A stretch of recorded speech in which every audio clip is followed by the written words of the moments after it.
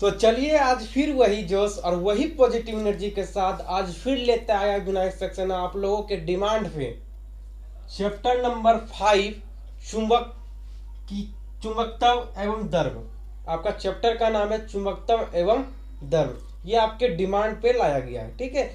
तो आशा नहीं पूर्ण विश्वास है कि इससे पहले का वीडियो आप देख चुके हैं। पार्ट 1 वीडियो यदि आप नहीं देखे, अगर पार्ट 1 वीडियो आप देख लीजिए, पार्ट 2 वीडियो ये आपका होने जा रहा है। और ये पार्ट 2 जब वीडियो आपका होने जा रहा है, इसमें सिर्फ वीवीआई क्वेश्चन, जो कि मोस्ट इंपॉर्टेंट क्वेश्चन ही इसमें बताया जा रहा है। बहुत ही इंपॉर्टेंट, इसमें जितना भी हम लिखे हैं सारा इंपॉर्टेंट है। और चलिए गौर से देखिएगा, ठीक है।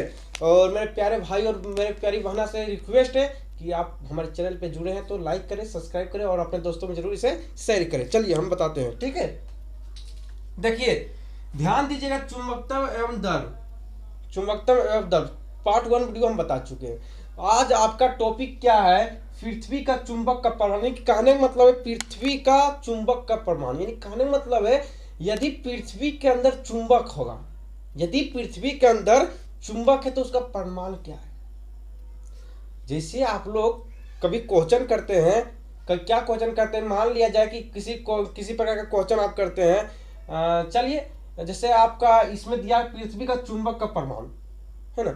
जिस प्रकार आप कोई सवाल आपको दे दिया जाता है मैथ में सवाल दे दिया जाता है, मान लिया जाए कि प्लस यदि कहीं से उड़ा देता है तो आप पूछते कि प्लस आया कहां से। जैसे शून्य का आविष्कार कौन किया, आप पूछते हैं कि नहीं पूछते?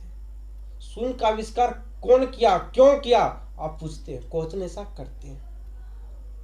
तो यहां भी वैसा क्वेश्चन आपको करना पड़ेगा कि पृथ्वी के अंदर चुंबक का परमाणु, यदि पृथ्वी के अंदर चुंबक है इसका क्या परमाणु है, इसका क्या परमाणु है। जैसे आप लोग कहते हैं ना कि भगवान है तो इसका क्या परमाणु है। यदि भगवान है तो परमाणु क्या है, तो उसका परमाणु मिलता है या ना मिलता है। उसका प्रमाण आपको गीता से लाकर देना पड़ता है, चाहे कुरान से लाकर देना पड़ता है, चाहे बाइबल से लाकर देना पड़े, लेकिन देता है, प्रूव करता है कि भगवान है क्या नहीं है ना। उसी प्रकार यहाँ पे यदि पृथ्वी के अंदर चुंबक है तो उसका क्या परमाणु है, आपको बताना पड़ेगा कि क्या उसका परमाणु है। पृथ्वी के अंदर चुंबक होगा, यदि पृथ्वी के अंदर चुंबक है उसका परमाणु क्या है। जब पृथ्वी के तल के समीप क्षैतिज तल में स्वतंत्रता पूर्वक लटकी चुंबकीय सुई सदैव उत्तरी दक्षिण ध्रुव में रुकती है। कारण मतलब है यदि पृथ्वी के समीप किसी सुई को, यदि पृथ्वी के समीप मान लीजिए पेन, ठीक है, हमारे पास सुई यहाँ पे उपलब्ध नहीं है, मान लिया जाए कि पृथ्वी के समीप यदि किसी सुई के ले जाएंगे तो यह उत्तरी ध्रुव से दक्षिणी ध्रुव में रुकेगा, उत्तरी ध्रुव से दक्षिणी ध्रुव में रुकेगा। यदि यह सुई उत्तरी ध्रुव से दक्षिणी ध्रुव में रुकता है तो समझ लेंगे कि पृथ्वी के अंदर सुई है, सॉरी पृथ्वी के अंदर चुंबक है, ठीक है। तो ये पहला परमाणु हुआ पृथ्वी के अंदर चुंबक का। दूसरा परमाणु आपका क्या है? नरम लोहे को जब पृथ्वी के अंदर दबा दिया जाता है तो कुछ समय पश्चात वह चुंबक की भांति कार्य करने लगता है। कहने का मतलब है कि यदि आपको चुंबक का यदि प्रमाण चाहिए, यदि चुंबक के यदि प्रमाण चाहिए, यदि आप हमसे प्रमाण मांगते हैं तो कीजिए, प्रैक्टिकली कीजिए। आज जाइए और नरम लोहे को अपने खेत में गाड़ दीजिए, कुछ समय के बाद वो चुंबक की भांति ना काम करे तो हमें बोलिएगा। ये हम नहीं कह रहे हैं, ये कह रहा है, ये कह रहा है कि नरम लोहे को जब पृथ्वी के अंदर दबा देंगे तो कुछ समय के पश्चात वह चुंबक की भांति कार्य करने लगेगा। जाइए प्रैक्टिकली करके देखिए, जब नरम लोहे को आप पृथ्वी के तल में, पृथ्वी के समीप, पृथ्वी के अंदर जब गाड़ देंगे कुछ समय के बाद वह चुंबक की भांति कार्य करना लगेगा। उसके बाद आपका है भौगोलिक अक्ष। आसान है, पूर्ण विश्वास है पृथ्वी का चुंबक का परमाणु आपको समझ आ गया होगा। उसके बाद है भौगोलिक अक्ष, बहुत इंपॉर्टेंट है और ये क्वेश्चन पूछा भी गया है, बार बार पूछा जाता है। ये सब वीआईपी क्वेश्चन, ठीक है, यहाँ पे लिख देते हैं वीआईपी, ये क्वेश्चन वीआईपी है, ठीक है। देखिए क्या है भौगोलिक अक्ष किसे कहेंगे, भौगोलिक अक्ष किसे कहेंगे, परिभाषा पूछा जाता है। भौगोलिक अक्ष का परिभाषा पूछा जाता है। तो भौगोलिक अक्ष का परिभाषा क्या है? पृथ्वी के उत्तरी ध्रुव तथा दक्षिणी ध्रुव को मिलाने वाली रेखा को भौगोलिक अक्ष कहते हैं। कहने का मतलब यह है पृथ्वी के उत्तरी ध्रुव और दक्षिणी ध्रुव पृथ्वी के उत्तरी ध्रुव और दक्षिणी ध्रुव को मिलाने वाली रेखा को ही क्या कहेंगे, तो भौगोलिक अक्ष कहेंगे। ये भौगोलिक अक्ष का परिभाषा हो गया। उसके बाद आपका है चुंबकीय अक्ष। उसके बाद आपका क्या है, तो चुंबकीय अक्ष। यदि समझ नहीं आए तो कमेंट कीजिएगा, हम समझाएंगे। हम समझाने के लिए आपके पास आए हैं। यदि आपको समझ नहीं आएगा तो हमारा व्यर्थ है समय देना आपके पीछे। तो समझना है तो कमेंट कीजिए, हम बताएंगे। और हमारे चैनल को सब्सक्राइब जरूर करें, हमें सपोर्ट करें। यदि आप हमें सपोर्ट करेंगे तो आपको सपोर्ट हम जरूर करेंगे। उसके बाद आपका है चुंबकीय अक्ष। भौगोलिक अक्ष का भौगोलिक अक्ष आपको समझ आ गया होगा। उसके बाद यहाँ पे है चुंबकीय अक्ष। चुंबक के उत्तरी ध्रुव तथा दक्षिणी ध्रुव को मिलाने वाली रेखा को चुंबकीय अक्ष कहते हैं। कहने का मतलब यह है कि सबका परिभाषा सेम है, सबका परिभाषा सेम है। सिर्फ यहाँ पे भौगोलिक अक्ष में क्या होगा, भौगोलिक अक्ष में पृथ्वी लगा दो, भौगोलिक अक्ष में पृथ्वी लगा देंगे और चुंबकीय अक्ष में आगे चुंबक लगा देंगे और परिभाषा बन जाएगा, परिभाषा तैयार हो जाएगा। चुंबक के उत्तरी ध्रुव तथा दक्षिणी ध्रुव को मिलाने वाली रेखा को चुंबकीय अक्ष कहते हैं, चुंबकीय अक्ष कहते हैं। सिर्फ चुंबकीय अक्ष पूछे तो चुंबक आगे में लगा दीजिए। उसके बाद उत्तरी ध्रुव तथा दक्षिणी ध्रुव को मिलाने वाली रेखा को चुंबकीय अक्ष कहते हैं। यदि भौगोलिक अक्ष पूछे तो पृथ्वी लगा दीजिए आगे। उसके बाद बोलना है कि पृथ्वी के उत्तरी ध्रुव तथा दक्षिणी ध्रुव को मिलाने वाली रेखा को क्या कहेंगे, तो भौगोलिक अक्ष कहेंगे। समझ आ गया होगा। उसके बाद आपका है चुंबकीय निरक्ष।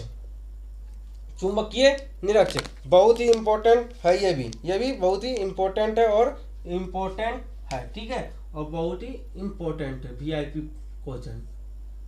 चुंबकीय निरक्ष कहेंगे किसे, ध्यान देना है कि चुंबकीय निरक्ष कहेंगे किसे, तो चुंबकीय अक्ष के लंबवत खींची गई रेखा को चुंबकीय निरक्ष कहेंगे। कहने का मतलब यह है कि चुंबकीय अक्ष के लंबवत खींची गई रेखा को क्या कहेंगे, तो चुंबकीय निरक्ष कहेंगे। कहने का मतलब ये चुंबकीय है, ठीक है, ये चुंबक का क्षेत्र है, ठीक है, ये चुंबक का क्षेत्र है और उसी के लंबवत यदि कोई रेखा खींच देंगे, यदि उसी के लंबवत कोई रेखा खींच देंगे तो उसी को क्या कहेंगे, उसी को चुंबकीय अक्ष कहेंगे। वही यहाँ पे कहा जा रहा है कि चुंबकीय निरक्ष किसे कहेंगे, तो चुंबकीय अक्ष के लंबवत, देखिए यहाँ पे लंबवत है या नहीं है, चुंबकीय अक्ष के लंबवत है, तो हाँ है, लंबवत है ना, चुंबकीय अक्ष के लंबवत है। तो वही यहाँ पे कहा जा रहा है कि चुंबकीय अक्ष के लंबवत रेखा को क्या कहेंगे, तो चुंबकीय निरक्ष कहेंगे। ये समझ आ गया। उसके बाद आपका है चुंबकीय ध्रुव। तो चुंबकीय ध्रुव भी समझना आसानी से आप समझ जाइएगा। चुंबकीय ध्रुव को भी आप बहुत ही आसानी से समझ जाइएगा। तो चुंबकीय ध्रुव के किसे कहेंगे, तो पृथ्वी के जिन दो स्थानों पर चुंबकीय सुई पृथ्वी तल के लंबवत हो जाता है उसे चुंबकीय ध्रुव कहते हैं। पहली बात तो आप इसको लिखिए, VIP क्वेश्चन, सारा VIP इसमें पूछा गया है। चुंबकीय ध्रुव कहेंगे किसे, तो पृथ्वी के जिन दो स्थानों पर चुंबकीय सुई पृथ्वी तल के लंबवत हो जाता है। कहने का मतलब यह है पृथ्वी तल के लंबवत हो जाता है पृथ्वी के जिन दो स्थानों पर, याद रखिएगा, पृथ्वी के जिन दो स्थानों पर चुंबकीय सुई पृथ्वी तल के लंबवत हो जाता है उसी को चुंबकीय ध्रुव कहते हैं। यह आपका डिफरेंशन है। यानी कहने का मतलब यह है पृथ्वी के जिन दो स्थानों पर चुंबकीय सुई पृथ्वी तल के लंबवत हो जाए उसी को क्या कहेंगे, तो उसी को चुंबकीय ध्रुव कहेंगे। उसके बाद आपका है भौगोलिक याम्योत्तर किसे कहेंगे, तो किसी स्थान पर भौगोलिक का उत्तरी ध्रुव, याद रखिएगा, भौगोलिक का कौन सा ध्रुव, तो भौगोलिक का उत्तरी ध्रुव। उसके बाद भौगोलिक का दक्षिणी ध्रुव को मिलाने वाली रेखा को ही क्या कहेंगे, तो भौगोलिक याम्योत्तर कहेंगे। सिंपल सा डिफरेंशन है कि भौगोलिक याम्योत्तर पूछे तो पहला क्या करना है, भौगोलिक याम्योत्तर उससे पहले लिखिएगा। चलिए मेरे साथ लिखिए भौगोलिक याम्योत्तर किसे कहेंगे, तो लिखिएगा कि भौगोलिक का उत्तरी ध्रुव तथा दक्षिणी ध्रुव को मिलाने वाली रेखा को ही क्या कहेंगे, तो भौगोलिक याम्योत्तर कहेंगे। यह आपका डिफरेंशन तैयार हो गया। ये भौगोलिक यामोत्तर पूछा तो ये सब बोले। यदि आपसे चुंबकीय यामोत्तर पूछे तो फिर भी वैसा ही डिफरेंशिएशन बोलेंगे। सिर्फ भौगोलिक के जगह पर चुंबकीय ध्रुव लगा दीजिएगा। चुंबकीय का उत्तरी ध्रुव तथा चुंबकीय का दक्षिणी ध्रुव को मिलाने वाली रेखा को क्या कहेंगे? तो चुंबकीय यामोत्तर कहेंगे। ये भी आपका सिंपल सा परिभाषा है, ये भी सिंपल सा परिभाषा है।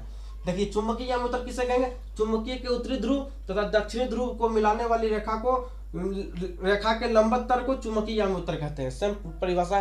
सिर्फ यहाँ पे भौगोलिक यामोत्तर के जगह पर क्या करेंगे? तो चुंबकीय यामोत्तर लगा देंगे। चुंबकीय यामोत्तर लगा देंगे।